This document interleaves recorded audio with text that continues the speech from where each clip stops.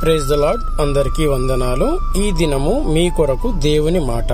కీర్తనల గ్రంథము 14వ అధ్యాయము 6వ వచనాన్ని చదువుకుందాము. బాధపడువారి ఆలోచనను మీరు తృణీకరించెదరు, అయినను యెహోవా వారికి ఆశ్రమై ఉన్నాడు. Amen, amen. అవును ప్రియ దేవుని ప్రజలారా, మనము బాధపడుతున్న చాలా సందర్భాలలో మన ఆలోచనలను చాలా మంది తృణీకరిస్తారు. మన బాధలను, వేదనను వారు పట్టించుకోరు. మనం ఏ కష్టాల్లో ఉన్నప్పటికీ వారు మన చెంతకు రారు.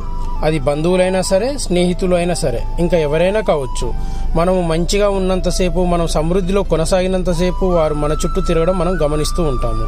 కొద్దిగా శోధనలోకి మనం వెళ్ళగానే వెంటనే వారు మన చేతులను వదిలేస్తారు. మన చుట్టుపక్కల కూడా రావడానికి వారు ఇష్టపడరు.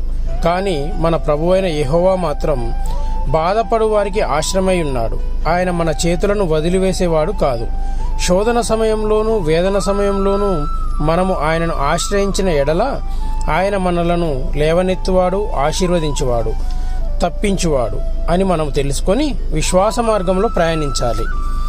కనుక ప్రియ దేవుని ప్రజలారా, మరి ఈ క్షణము మొదలు మనమందరం కూడా ఆయన చేతి నీడలోనే కొనసాగుతూ, ఆయన చిత్తానుసారంగా, ఆయనకు మహిమకరంగా జీవిస్తూ, ఆయన కృపలో సంతోషంగా ఉండే భాగ్యాన్ని మనమందరం కూడా పొందుకోవాలని మనస్ఫూర్తిగా కోరుకుంటూ ప్రార్థన.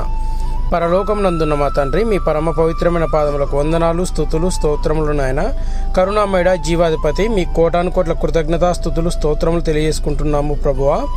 ఇంతటి గొప్ప వాక్యంతో నేడు మీరు మాతో మాట్లాడిన విధానమును బట్టి మీకు కోటాను కోట్ల కృతజ్ఞతాస్తుతులు, స్తోత్రం తెలియజేసుకుంటున్నాం ప్రభువా.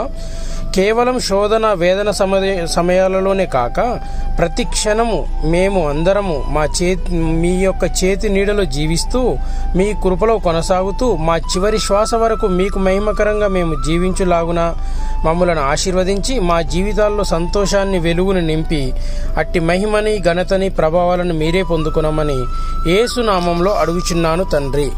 Amen, amen.